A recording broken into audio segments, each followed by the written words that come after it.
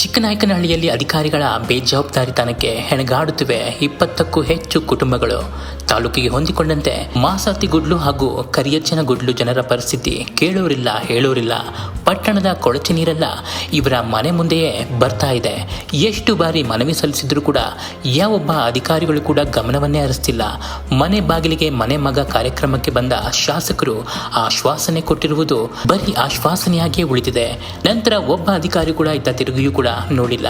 ಮಕ್ಕಳಿಗೆ ಮೈ ತುಂಬಾ ಗಾಯ, ವಯಸ್ಸಾದವರಿಗೆ ಮತ್ತು ಬಾಣಂತಿಯರಿಗೆ ಉಸಿರಿ ಕಟ್ಟುವ ಕಾಯಿಲೆಗಳು ಬರ್ತಾ ಇವೆ. ಸೊಳ್ಳೆ ಹಾಗೂ ಹಾವುಗಳ ಕಾಟ ಮಿತಿ ಮೀರಿದೆ. ಮಕ್ಕಳು ಮತ್ತು ಹೆಣ್ಣು ಮಕ್ಕಳ ಕೈ ಕಾಲಲ್ಲಿ ಅಲರ್ಜಿ ಗುಳೆಗಳು, ಹಲವಾರು ಸ್ಕಿನ್ಗೆ ಸಂಬಂಧಿಸಿದಂತಹ ಕಾಯಿಲೆಗಳು ಬರ್ತಾ ಇದೆ. ಹಾಗಾಗಿ ಸೂಕ್ತ ಕ್ರಮವನ್ನ ಕೈಗೊಳ್ಳಬೇಕು ಅಂತ ನಾಗರಿಕರು ಆಗ್ರಹ ಮಾಡಿದ್ರು. ಪುರಸಭೆ ಅಧಿಕಾರಿಗಳಿಗೆ ತಿಳಿಸಿದ್ರೆ ಸಬೂಬು ಹೇಳ್ತಾರೆ, ಗ್ರಾಮ ಪಂಚಾಯಿತಿ ಪಿಡಿಒಗೆ ತಿಳಿಸಿದ್ರೆ ಅವರು ಇನ್ನೊಂದು ಸಬೂಬು ಹೇಳ್ತಾರೆ. ನಮಗಿರೋದು ಸಾಯೋದು ಒಂದೇ ಗತಿ ಸ್ವಾಮಿ ಅಂತ ಮಾಧ್ಯಮದ ಮುಂದೆ ಅಳಲನ್ನು ತೋಡ್ಕೊಂಡ್ರು ಜನರು. ಪಟ್ಟಣದ ಪೂರ್ತಿ ಕೊಳಚೆ ನೀರು ಇದೇ ಜಾಗದಲ್ಲಿ ಬಂದು ನಿಲ್ಲುತ್ತೆ.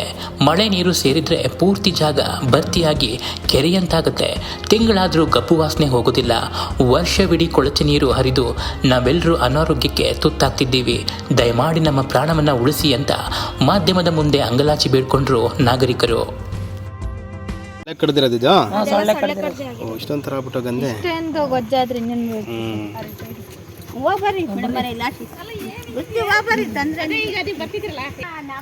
ಅಲ್ಲ ಟೌನ್ ಹತ್ರದ ಇಷ್ಟೊಂದು ಟೌನ್ ಹತ್ರದಲ್ಲಿ ಇದ್ದು ಇಷ್ಟೊಂದು ಪರದಾಡ್ತಿದಿರಲ್ಲ ಯಾಕೆ ಅಂತ. ಸಿಲಿಂಡರ್ ಬಂದ್ರೆ ಅಲ್ಲಿ ನಿಲ್ಸ್ಕೊಂತಾನೆ ಬರ್ಬೇಕು ಖಾಲಿ ಸಿಲಿಂಡರ್ಗಳು. ಅವನು ಇಲ್ಲಿ ಬರಲ್ಲ ಕಾರಣ ರೋಡ್ ಸರಿ ಇಲ್ಲ, ಬರೋದಿಲ್ಲ ಅಂತ ಮುಂದಕ್ಕೆ ಬರಲ್ಲ. ಆಂಬುಲೆನ್ಸ್ ಬರಲ್ಲ, ಯಾವುದು ಬರಲ್ಲ, ಗಾಡಿನೇ ಬರಲ್ಲ. ಅವ್ರಿಗೆ ರೋಡ್ ನೋಡಿದ್ರೆ ಬರೋದೇ ಇಲ್ಲ ಮುಂದಕ್ಕೆ. ನಾವೇನೋ ಮನ್ಬಿದ್ದು ಓಡಾಡೋದಕ್ಕೆ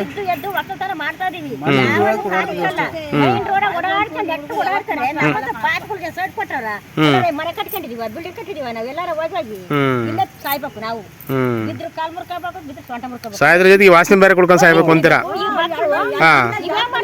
ಈಗ 3 ಗಂಟೆಗೆ ಮಳೆ ಬಂತು ಅಂದ್ರೆ ಅರ್ಧ ಗಂಟೆ 1/4 ಗಂಟೆ ಮಳೆ ಬಂದ್ರೆ ಸಾಕು, ಫುಲ್ ಹೇಳ ಬರುತ್ತೆ.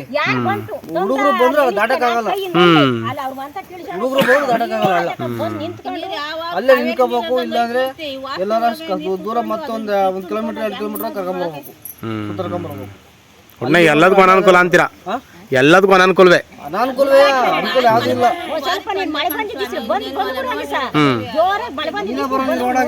ನೀನೇ ಬರಲಿ ರೋಡಾಗಿ ಮಳೆ ಬಂದ್ಬಿಟ್ರೆ ಇಲ್ಲಿವರೆಗೂ ಬರ್ತಾ ನೀರು. ಓಡಾಡಕ್ಕೂ ಆಗಲ್ಲ. 2 ದಿನ 3 ದಿನ ಬೇಕು ನೀರು ಓಡಾಡಕ್ಕೆ. ನೀರು ಬೆಳಿಗ್ಗೆ ಖಾಲಿ ಆದ್ರು ಓಡಾಡೋದು ಭಾರಿ ಹಿಂಸೆ. ನಡ್ಕೊಂಡ್ ಬರ್ಬೇಕು, ನೀರು ಹರಿತಲೇ ಇರುತ್ತೆ. ನೋಡ್ರಿ ನೀವೇ ಮಳೆ ಇದು ಇದು ಇದು ಕೊಚ್ಚೆ ನೀರು ಪೂರ್ತಿ ಕೊಚ್ಚೆ ನೀರು ಅದು ಟೌನಿಂದ ಇಲ್ಲೇ ಬರುತ್ತೆ. ಇಲ್ಲಿಗೆ ಬರ್ತೈತಿ.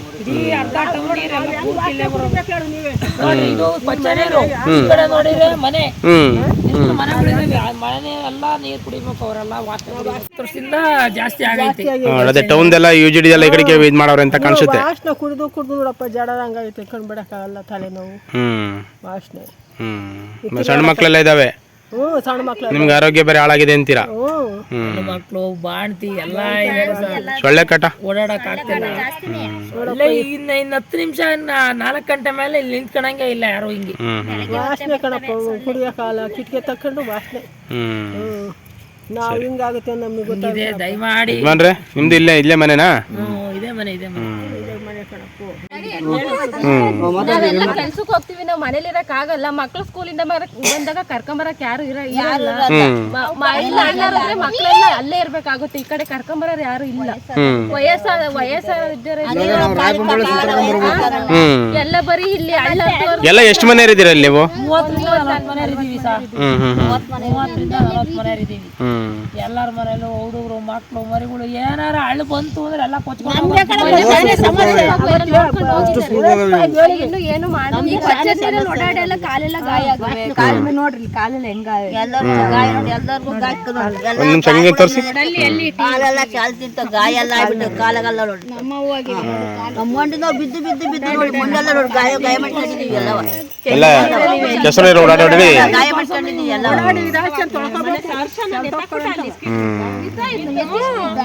ಮೊನ್ನೆ ಬಿದ್ದು ಬೈಕಲ್ಲಿ 104 ನಾನು ಅರ್ಜಿ ಕೊಟ್ಟಿದ್ದೀನಿ. ಕರ್ನಿಂಗ್ ಹುಡ್ಲರು ಒಂದು 10 ಅರ್ಜಿ ಕೊಟ್ಟಿದ್ದಾರೆ.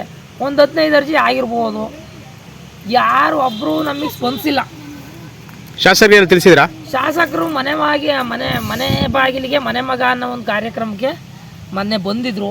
ಅವರೇನೋ ಬಂದರು, ಬೈಕಲ್ಲೇ ಬಂದರು, ಮಾತಾಡ್ಸ್ಕೊಂಡು ಹೋದ್ವು. ಅವರು ಅಧಿಕಾರಿಗಳಿಗೆ ಹೇಳಿದರು. ಆದರೆ ಅಧಿಕಾರಿಗಳು ಗಮನಕ್ಕೆ ಹಾಕೊಬೇಕು ಈ ವಿಷಯನೆಲ್ಲವ. ಬರೀ ಏನಾಗುತ್ತೆ ಅವ್ರು ಹೇಳಿರು ಅಂತ ಹೇಳಿಬಿಟ್ಟು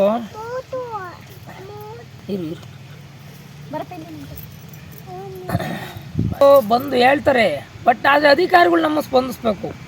ಅಧಿಕಾರಿಗಳು ಸ್ಪಂದಿಸ್ತಲೇ ಹೋದರೆ ಈ ಕೆಲಸ ಕಾರ್ಯಗಳು ಯಾವುದೇ ಕಾರಣಕ್ಕೂ ಆಗಲ್ಲ. ಮೊನ್ನೆ PDOನು ಮಾತಾಡ್ಸೋಕ್ಕೆ ನಾನು ಇದು ಮಾಡಿದ್ದೆ. ಆದರೆ ಅವರೇನು ಅಷ್ಟು ರೆಸ್ಪಾನ್ಸ್ ನನಗೆ ಕೊಡಲಿಲ್ಲ. ಹೇಳ್ತೀನಿ, ಮಾಡ್ತೀನಿ, ಅಧ್ಯಕ್ಷರ ಹತ್ರ ಮಾತಾಡ್ತೀನಿ ಅಂತಾರೆ. ನಮ್ಮ ಅಜ್ಜಿಯವರು ಬರ್ರಿ ನೋಡಪ್ಪ, ನೋಡ್ರಿ ನಮ್ಮ ಅಜ್ಜಿ ಎಷ್ಟು ವರ್ಷದಿಂದ ಇದ್ದೀರಾ ಇಲ್ಲಿ? ಎಷ್ಟು ವರ್ಷದಿಂದ ಇದೆಯವ ನೀವು? ಯಾರು ನೀವು ಎಷ್ಟು ವರ್ಷದಿಂದ ಇಲ್ಲೇ ಇದ್ದೀರಾ? ಅಯ್ಯೋ, ನಮ್ಮ ಆವಾರ ಕಾಲದಿಂದಲೂ ಅವಾಗಿಂದಲೂ ಕೊಚ್ಚೆ ಹರಿತಾನೆ ಐತೆ. ಅವಾಗ್ಲಿಂದ ಇಷ್ಟು ಬತ್ತಲ್ಲ, ಈಗ ಜಾಸ್ತಿ ಆಗಿರೋದು.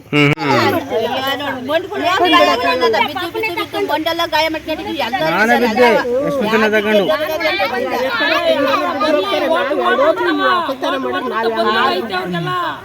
ನಮಗೆ ಗೊತ್ತು ಚೆನ್ನಾಗಿ. ಮಕ್ಕಳಿಗೆಲ್ಲ ಗಾಯ. ನಾವು ಅಲ್ಲಿಂದ ಹೊತ್ಕೊಂಡ್ಬರ್ತೀವಿ. ನಾವು ಹೆಣ್ಣೆಂಗಸ್ರು ಗಂಡಸ್ರು ಯಾರು ಇರಲ್ಲ. ಹೌದು. ರೋಡಿಂದ ಹೊತ್ಕೊಂಡ್ಬರ್ಬೇಕು. ಅನುಕೂಲ ಏನೂ ಆಗಿಲ್ಲ. ಅನುಕೂಲ ಮಾಡ್ಕೊಡ್ತೀನಿ ಅಂತ ಹೋಗಿದ್ದಾರೆ. ಅವರು ಅಧಿಕಾರಿಗಳು ಇನ್ನೂ ಬಂದಿಲ್ಲ. ಇದು ಡೈವರ್ಡರ್ ಆಗ್ತಿಲ್ಲ, ಅದನ್ನೂ ಹಾಕಿಲ್ಲ. ನೋಡ್ರಿ, ನೀವು ಹಳ್ಳ ಮಳೆ ಇದ್ರೆ ಹೆಂಗೆ ಇರ್ತೈತೆ ಹಳ್ಳ. ನೀವೇ ಯೋಚನೆ ಮಾಡ್ರಿ. ತಗೊಂಡು ನೀರು ಓಟ್ಲೇ ಇರ್ತೈತೆ. ಹುಡುಗರು ಮಕ್ಕಳು ಏನಾದ್ರು ಕಾಯಿಲೆ ಬಂದ್ರೆ ಯಾರು ಸಹ ನೋಡ್ತಾರೆ? ಹೌದು, ಖಂಡಿತ. ಇದು ಕೊಚ್ಚೆ ನೀರು ಬಂದ್ರೆ ಕೊಚ್ಚೆ ನೀರು ಸರ್, ಇದು ಮಳೆ ನೀರಲ್ಲ, ಇದು ಕೊಚ್ಚೆ ನೀರು. ಇದು ಊರ ಟೌನಿಂದ ಓಟು ಚರಂಡಿ ನೀರೇ. ಇದು ಪೂರ್ತಿ ಎಲ್ಲ ಟೌನ್ದೆ ಓಟು ಚರಂಡಿ. ಇದು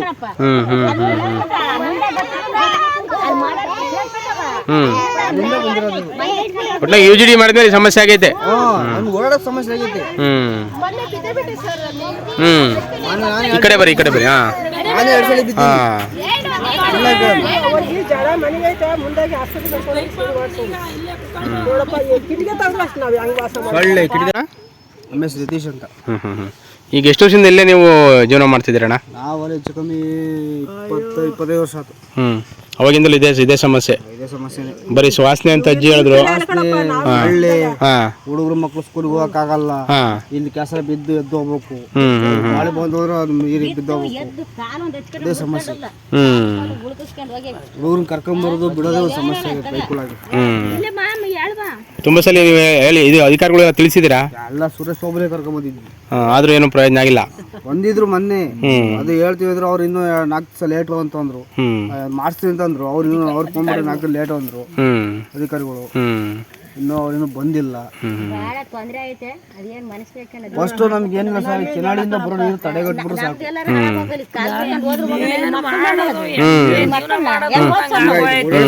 ಅವ್ರಿಗೆ ಹಂಗಾಗೈತಿ. ನಾವ್ 2 ಹೊತ್ತು ವಾಸನೆ ಕುಡಿಬೇಕಲ್ಲ. ಯಾರು ವಯಸ್ಸಾದ ಕರ್ಕೊಂಡ್ ಬರ್ಬೇಕು ಅಂದ್ರೆ ಅಲ್ಲಿ ಇಳಿಸಿ ನಡ್ಸ್ಕೊಂಡ್ ಕರ್ಕೊಂಡ್ ಬಿಟ್ಟು ಬೈಕ್ ತಗೊಂಡ್ಬರ್ಬೇಕು.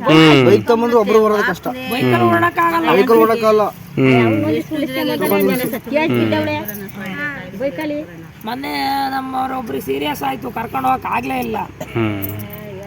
ಅಲ್ಲಿಂದ ಹೊತ್ಕೊಂಡ್ ಬಂದಿಲ್ಲ. ಆಂಬುಲೆನ್ಸ್ ಆಗುತ್ತಾ?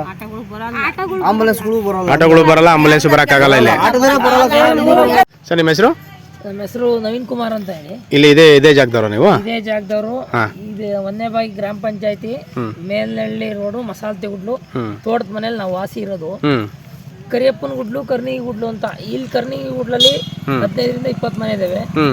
ಕರಿಯಪ್ಪನ ಗುಡ್ಲಲ್ಲಿ 15 ಮನೆ 20 ಮನೆ ಇದಾವೆ. ಈ ಮನೆ ಅಂತಂದ್ರೆ ಚಿಕ್ಕನಾಯಕನಹಳ್ಳಿ ಮುನ್ಸಿಪಾಲ್ಟಿ ನೀರು.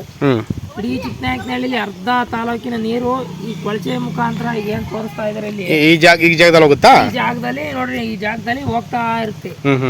ಅದ್ ಅತಿ ಹೆಚ್ಚಾಗಿ ಏನಾರು ಮಳೆ ಆಗ್ತದ್ರೆ ನಾನೇನ್ ನಿಂತಿದ್ದೀನಿ, ಈ ನಮ್ಮ ಹುಡುಗ ಏನ್ ನಿಂತಿದ್ದೇನೆ, ಈ ಎತ್ತರಕ್ಕೆ ನೀರು ಹರಿತದೆ. ಈ ಜೋರಾಗಿ ಮಳೆ ಪ್ರಮಾಣ ಏನಾದ್ರು ಜಾಸ್ತಿ ಆಯ್ತು ಅಂದ್ರೆ ನಾವು ಹುಡುಗರನ್ನ ಸ್ಕೂಲಿಗಂತೂ ಕಳ್ಸಕ್ಕಾಗಲ್ಲ. ನಾವೇನು ಕೇಳ್ಕೊಂತ ಇದ್ದೀವಿ, ಜಸ್ಟ್ ಒಂದು ಬ್ರಿಡ್ಜ್ ಮಾಡಿಕೊಡ್ರಿ. ಓಪನ್ ಚರಂಡಿ ಹೆಂಗೆ ಮಾಡ್ಕೊಟ್ಬಿಟ್ಟು ಕಾಂಕ್ರೀಟ್ ಚರಂಡಿ ಮಾಡಿ ಅದು ವ್ಯವಸ್ಥಿತವಾಗಿ ಹರಿದ್ಬಿಟ್ರೆ ನಮಗೆ ನೀರು ಅದ್ರ ಮೇಲೆ ಒಂದು ಡಕ್ ಹಾಕ್ಕೊಟ್ರೆ ಸಾಕು, ನಾವು ಓಡಾಡ್ತೀವಿ. ಇದನ್ನು ರೋಡ್ ಮಾಡೋಕ್ಕೆ ನಾವು ಪಂಚಾಯತಿ ಅವ್ರಿಗೆ ಒಂದು 3ರಿಂದ 10 ಸಲ ಏನೋ